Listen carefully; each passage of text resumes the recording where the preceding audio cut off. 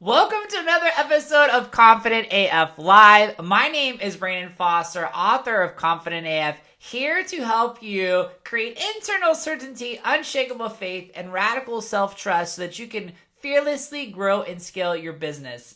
Today, I'm really excited, y'all, because we're going to talk about 3 things that you can control inside of your business. In fact, these are the only 3 things you can control inside of your business. I would love to tell you that you can control the economy, control your industry, control your in-laws, control your customers, control your clients, control your team. I mean, if we could literally control everything inside of our business, it would be so easy to grow and scale a business, wouldn't it? But the truth of the matter is, you can't control people. You can't control situations, circumstances. You can't stop life from happening. You definitely can't control your kiddos, and you can't control your in-laws. You can't control your clients or your customers. And there are just so many things that you can't control. So, as they say, don't focus on what you can't control. Focus on what you can control. And so today I want to talk about 3 things you absolutely can control inside of your business. I first heard about this from Dr. John Demartini, and I really had to sit with it for a while because he said it quite flippantly in one of his books or one of his trainings. And I've heard a lot of different variations of this, and I'm going to give you my own twist and my own spin on these 3 things. And I do feel like there is a lot of truth in this. So the first thing that we can control inside of our business is our perceptions. And perceptions are, it's how you think about everything inside of your business. Nothing, I believe, is more important than our perceptions. Because if you look at what the other 2 are, I should just tell you what the other 2 are. So the other 2 things you can control inside of your business is decisions and actions. But what's interesting to me is so many people, so many business owners spend all their time focused on the actions inside of their business. They don't actually stop to think about, are we taking the right action in our business, right for me, right for my team, right for where we want to go, right for my skill sets, my strengths? Is this the right action that we should be doing? So what's actually more important than the actions we take is our decisions, because this decision is deciding what action to take, when to take it, who's taking the action inside of your business if you have a team. And before you can decide what actions to take and make those decisions, all of your decisions are going to be determined by your perceptions.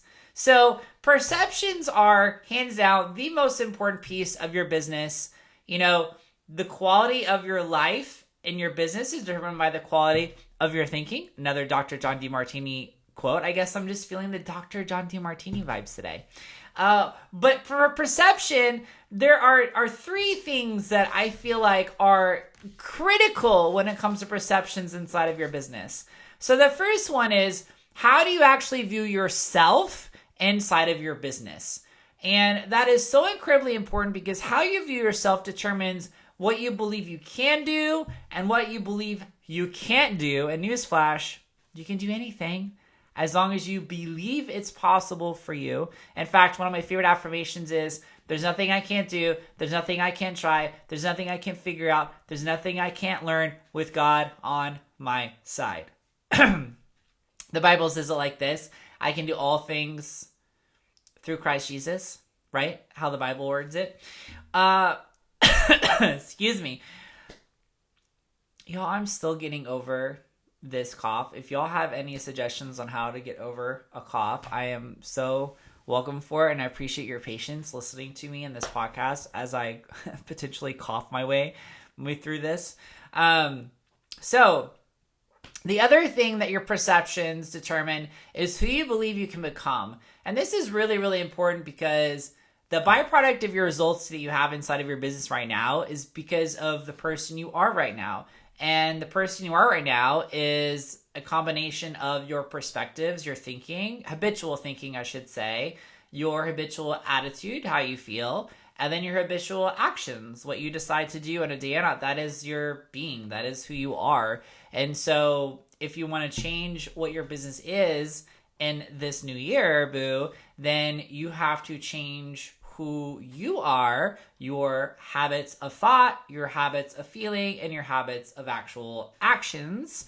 And that changes who your identity is, who you be, which is who you're becoming.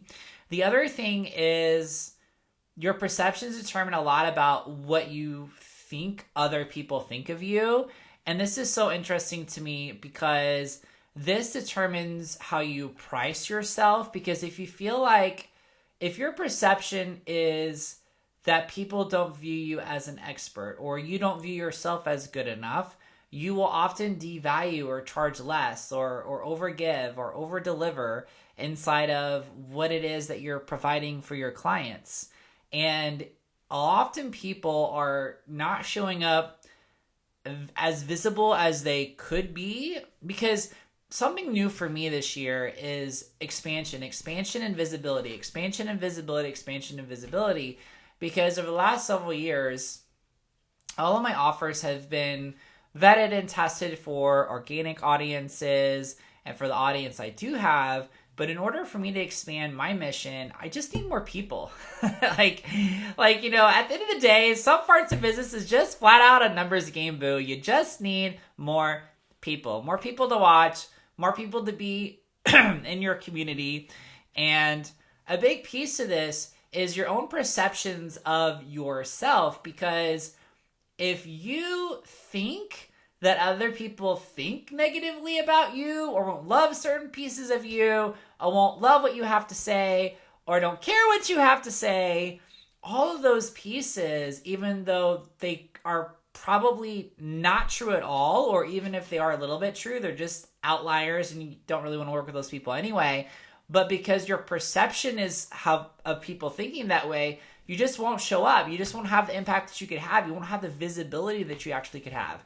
And so perception is really, really important about how you view yourself. The second perception that is really, really important for your business is how you view results. And I've done a couple different trainings on this, and I think I even did maybe a podcast episode about KPIs, key performance indicators. But what I've noticed is that your perception, how you view your KPIs, you can either use your KPIs to destroy all momentum, to guilt yourself, to shame yourself, to condemn yourself, to self-criticize yourself of why you're not where you should be, or how you're doing things wrong, or how you're not good enough. Or you can use your KPIs to always look at those through the good and the green to see where the easy opportunities are for growth and expansion, what you can improve on, how you can show up differently. If everything was like perfect, which it never is in business, but if everything was perfect, there would never be anything to improve or anything to change. And so one piece that I'm really leaning into in the new year is this idea that KPIs are so incredibly important because they showcase for you where your next big wins are, where your opportunities are, And so my biggest opportunity is just more people, right? At the end of the day, closing sales, having more people in my mastermind, having more people consume my digital courses, and really just transforming people's lives with the work I do in a bigger way is going to increase if my audience increases, right? Like a lot of business is just not rocket science. Even though we like to make it out to be that way. And then the third perception that is perhaps even more important than how you view yourself is just how you perceive God. How do you view God in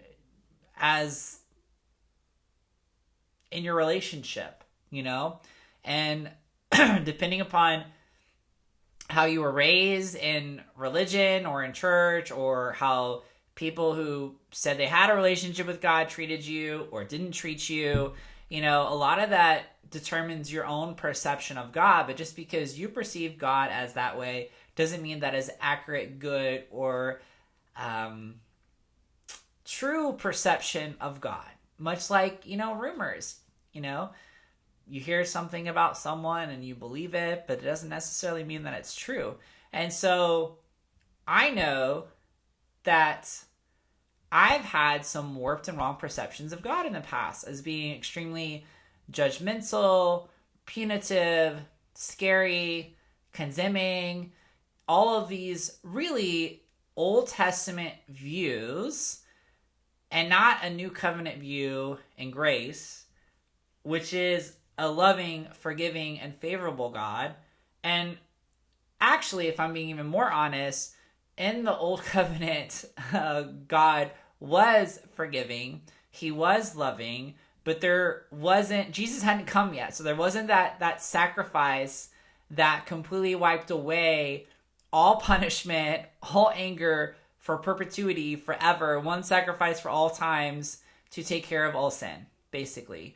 And so your view of God really does matter a whole heck of a lot in a business, because if you don't have a relationship with God, I just don't know, what do you do when you don't know what to do? What do you do when you feel like you have these challenges or obstacles that you don't have a solution for, I honestly don't know how anybody builds a business without a relationship with God.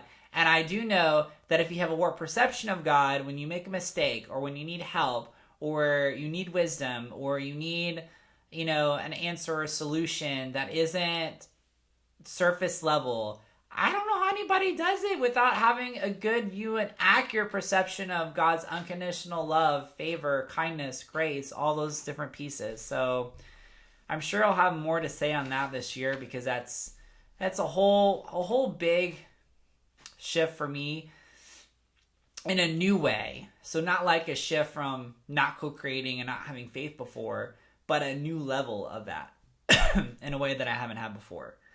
Let's go to number 2. So that's perception. Let's go to number 2. Number 2 is going to be decisions. And first of all, I want to say that a decision is cutting off any other possibility inside of your business. And this comes from the Latin root word cordere, which means to cut off. And a lot of people, they don't treat their decisions as final and as non-negotiables. And I feel like this is one of the biggest reasons why people, when they decide that they're going to have a diet or they're going to lose a little bit of weight, it's a temporary, it's not a permanent decision. And one of the things I've noticed about business owners who really consistently grow and scale their business is they're always deciding what the non-negotiables are. They're always deciding what am I deciding is going to happen inside of this business no matter what, and they don't change the goal. They might change the approach, they might change the timeline, but they're not going to change the goal, because they've already decided that is the goal and that's never changing, and they're going to get there. Like, there's not any room for any other possibility. Like, that is what they're going to do. And it's also really important that when you make your decisions, you're not making your decisions based on what is. You're not making your decisions based on how things look. You're not making decisions based on the past. Because if you make decisions based on how things are right now, it's very easy to get stuck where you are. If you make decisions based on the past, it's very easy for you to recreate the past. It's really important that when you're making decisions, you're deciding, what is the new thing that I want to create inside my business? What is the new thing I'm choosing to believe? What am I deciding to actually let go of that has not served me up until this point? Whether it's a habit or a way of thinking, decisions are incredibly important in business. And it's something that I really love helping people to do, is make better decisions for themselves and for their business. The third one is actions. Actions is not the most important, but you can't build a business without actions.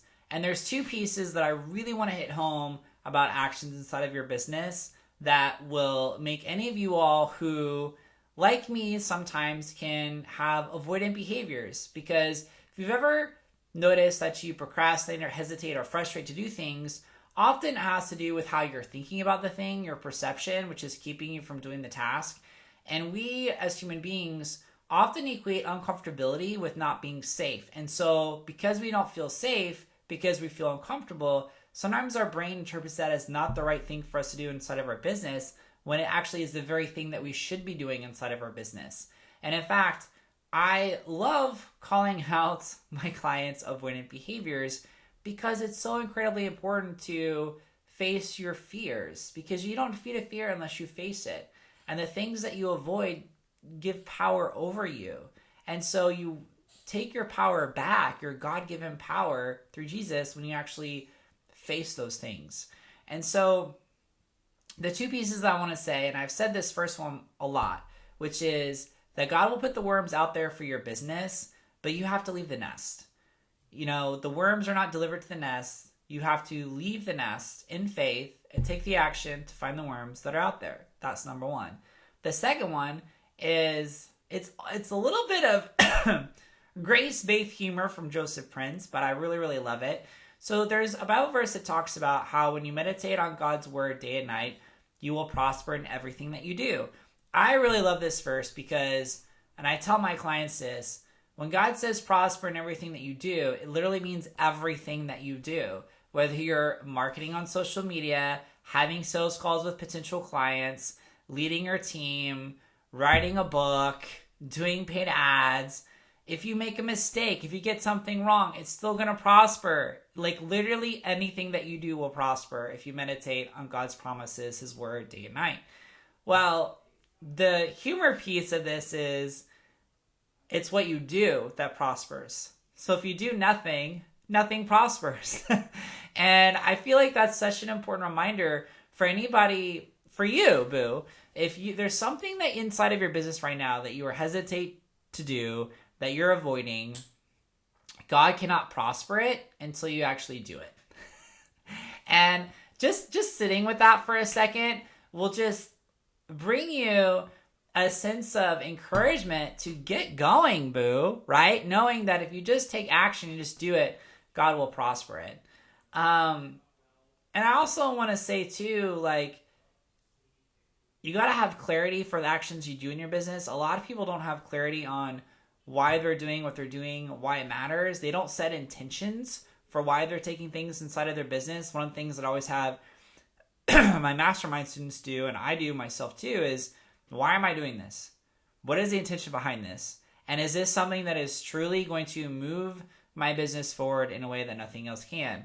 Obviously, for me, that's writing a book. It's this podcast.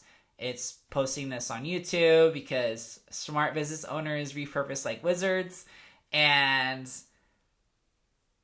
the thing is you can't wait on your finances to change, lead flow to change, circumstances to change, relationships to change if you don't do anything.